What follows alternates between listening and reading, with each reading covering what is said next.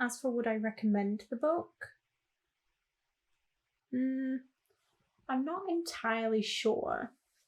I mean, it was a really interesting concept and I really did enjoy it.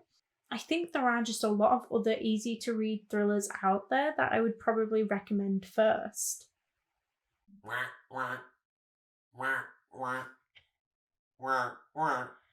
Hi, my name is Terry Westwell and welcome back to Panic at the Book Club. This week we'll be discussing The Woman Who Lied by Claire Douglas. If you like reading romance, fantasy, or even thriller, then I suggest you head on over to the channel's intro video where you can find out more information on how you can take part in this online book club. We list the next 4 books down below and on TikTok along with the discussion dates. That way you can choose the genre that best suits you and the best time frame to read it in. We also accept your book feedback in a wide manner of ways. Post or comment below a video, send in a voice note, or even send me a short video clip of you discussing the book. Alternatively, you can just send me a direct message on Instagram. Amelia is just an ordinary mum living in suburban London with her husband and 2 children, a teenage daughter from her first marriage and a little boy from her second. She also just so happens to be the best-selling author of the Miranda Moody detective novels. But when Amelia embarks on her 10th novel, life begins to take a disturbing turn. An incident straight out of the plot of one of her novels occurs in real life. Just an unsettling coincidence, she thinks. Until it happens again and again. Then, somebody that she knows dies in the same way as a victim in the book that she's currently writing. Why is somebody doing this? And how do they know what Amelia is writing? And what if Amelia and her family are next? Just your friendly spoiler alert that if you haven't read this book yet, I would suggest going and doing that first, because beyond this point there will probably be spoilers. First off, the chapter lengths. Now, I'm not really sure why I always do the chapter lengths first. I think it's just one of those pet peeves that I always have when reading, that sometimes they're just way too long. But in this book, the chapter lengths were all a pretty reasonable size, all being under 10 pages or so, some of them even being as short as only 3 or 2 pages. And yes, I am a fan of those shorter chapters, but in some of these, I just kind of got the feeling that nothing really happened. Like, we had one whole chapter where Amelia was just sat in a cafe with her friend and she was telling her friend everything that had happened so far, which is, of course, no new information to us. And it just felt like a huge setup so that Amelia could then go home and find something creepy on her doorstep. There didn't really feel like a reason for it. I don't know, it just seemed super repetitive. Like, something creepy from her book would happen and she would have to go around telling like 5 people about it. Or maybe not 5 people, maybe I'm over exaggerating, but still, she would have to go around telling all these people about it, only to then start accusing people based on like the smallest things. And to be honest, it didn't seem to take all that much to send this woman over the edge. Although, in saying that, I did get this feeling like her whole family was trying to gaslight her or something, because it took way too long for anyone to suggest going and reporting it to the police. Like, I agree that there's no point in running around panicking immediately at the beginning, but it was still sketchy enough behaviour to go and report it. I really liked the detail and the character building. I liked how limited the character list was, because it pretty much was all just Amelia's inner circle. So it meant that you got a good sense of who everyone was without it messing up the plot or making it feel all over the place.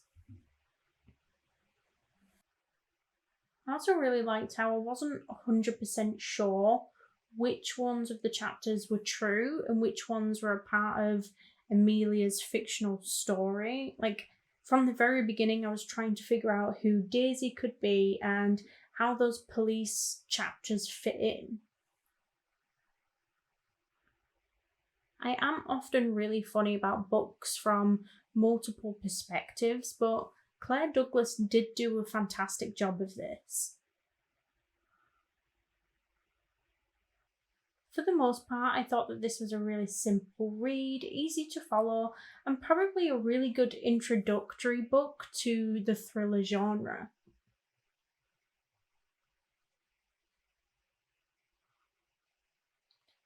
I just felt like, although I loved the detail in this book, sometimes it took forever, like a long ass paragraph, to say the most simple thing, when sometimes it's just better to write a sweet short sentence instead of dragging it on. From really early on, the book was trying really hard to make you believe that the culprit was probably Trevor and or Elliot. With all of Elliot's outbursts and his travelling and the fact that he was quite defensive to the police officers, not to mention the fact that he obviously had problems with his mental health when he was growing up, all of that trying to point towards the fact that he could have been this Ash, I was pretty relieved when he in fact wasn't. Although Ottilie did have some of the same hints throughout the book, and I think her dad was one of the only characters who was frequently mentioned that didn't actually turn up at any point. So I'm not completely sure how I feel about the ending. I mean, it wasn't a total surprise, but there were some elements that I didn't see coming. As for would I recommend the book? I'm not entirely sure.